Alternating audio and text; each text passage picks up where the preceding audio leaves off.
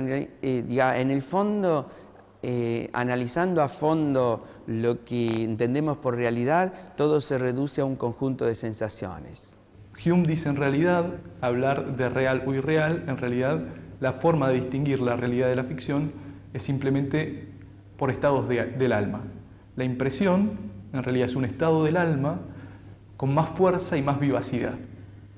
O sea, donde la sensación tiene esa característica de presentarse con una claridad y con una fuerza que la idea no tiene. Para Hume, la causalidad, la sustancia y el yo son solo creencias, pero de hecho yo jamás tengo experiencia de ellas. Si me atengo solo a la experiencia, debo decir que el yo se me aparece como un haz de sensaciones, como un puro fluir de actos de conciencia. La idea de sustancia, por su parte, se disuelve en sensaciones que nosotros agrupamos espacio-temporalmente. Y en cuanto a la causalidad, no es más que una sucesión de fenómenos que, por hábito, tendemos a considerar necesaria. Para Hume, el modelo que emplea en su pequeño abstract es muy sencillo, es el modelo de dos bolas de billar en una mesa de billar. Entonces, mediante el análisis de este caso, él pretende mostrar algunas tesis sobre la causalidad y la inducción, la inferencia inductiva. En Hume se puede considerar que están empaquetadas o que van conjuntamente su tesis sobre la causalidad, su tesis sobre la inducción y su tesis sobre las leyes naturales.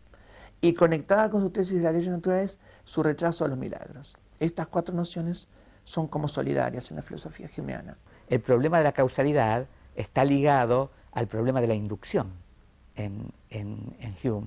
Es decir, por el hecho de que observemos un cisne blanco, 10 cisnes blancos, 10 millones de cisnes blancos, 1000 millones de cisnes blancos, no podemos en sentido estricto concluir que todos los cisnes son blancos, porque eso, en fin, va a ser conmovido cuando, en fin, pensemos en una visita a Australia, cuando aparezca el primer cisne negro.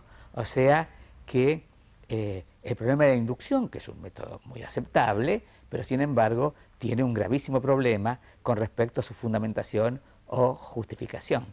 Es decir, porque los mismos principios que justificarían la inducción, el principio de regularidad de la naturaleza, por ejemplo, han sido obtenidos inductivamente. Por lo tanto, no justifican ni fundamentan absolutamente nada.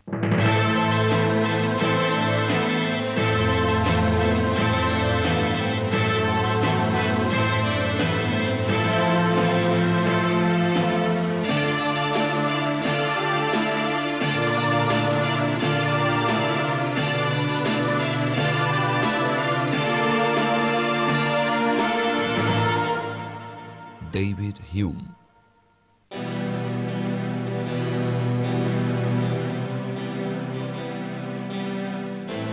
Los dos primeros libros del Tratado de la Naturaleza Humana, escrito en 1737, fueron publicados en 1739. El tercero en 1740. Poco más tarde, entre 1741 y 1742, Hume publicó sus ensayos sobre moral y política, que le dieron cierto éxito intelectual y material. Lo que lo alentó mucho y lo levantó del desaliento que había causado el fracaso de su tratado sobre la naturaleza humana fueron los ensayos sobre moral y política, que le dieron cierto renombre social y cultural. El motivo a mí me parece que es el estilo menos apasionado, más reposado, y luego el hecho de que esa obra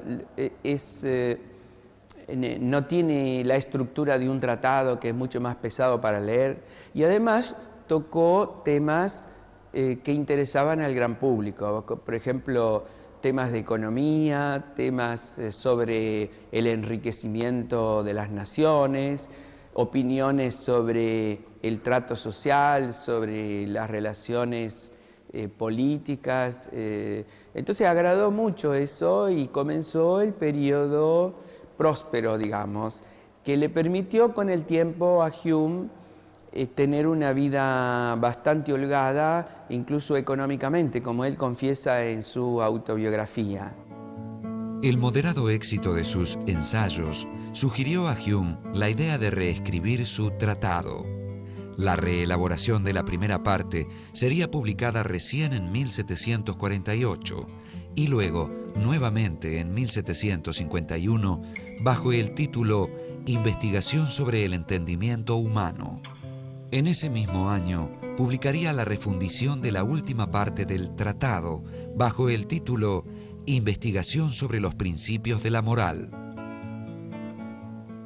De ese primer núcleo del Tratado sobre la Naturaleza Humana salieron dos obras importantes, una sobre el entendimiento humano, que abarca la teoría del conocimiento, y otra sobre los principios de la moral, ¿no?, que corresponden a desarrollos de los dos primeros libros del tratado primero y del tercero, que había sido dedicado a las pasiones, aplicado a la moral. O sea que no solamente fundamenta nuestros juicios morales y lo que es bueno y lo que es malo, sino que al mismo tiempo determina la condición política del hombre, ¿no? Y el reunirse en sociedad con otros. Entonces yo me reúno en sociedad con otros porque soy capaz de sentir como los otros sienten y saber lo que es agradable para todos o desagradable para todos, o justo o injusto. Entonces esa es un poco la idea central o el fundamento a través del cual Hume después desarrolla toda su moralidad y su perspectiva política o su teoría política, ¿no? Se juzga que es justo aquello que en lo cual nos ponemos de acuerdo con cierta imparcialidad para poder convivir y buscar la utilidad recíproca. De modo que el criterio de lo que es justo y lo que es injusto lo establece la sociedad con sus costumbres. Los ensayos y la reelaboración del tratado dieron a Hume un discreto reconocimiento, pero a la vez le hicieron fama de escéptico y ateo. Por ese motivo, ya en 1745 se le negó una cátedra en la Universidad de Edimburgo. Hume necesitaba, pues, un trabajo, y lo encontró, primero como preceptor del marqués de Annandale y luego como secretario del general St. Clair en una frustrada expedición al Canadá contra los franceses. La aventura le valió a Hume el ingreso en la vida diplomática. Fue secretario de embajada en varias ciudades europeas, volvió a su ciudad natal y trató nuevamente de obtener una cátedra en la universidad, esta vez con el respaldo de su amigo, el economista Adam Smith. Pero otra vez fue rechazado en virtud de sus opiniones religiosas. En 1752 obtuvo un puesto muy importante en la biblioteca de Edimburgo. Eso le dio una tranquilidad muy grande para no tener preocupaciones ni de docencia ni nada por el estilo, un sueldo, entonces se dedicó de lleno a la elaboración de sus obras de historia de Inglaterra. Hizo una primera parte del reinado de los Tudor y luego retrocedió a la historia de Inglaterra desde Julio César hasta Enrique VII.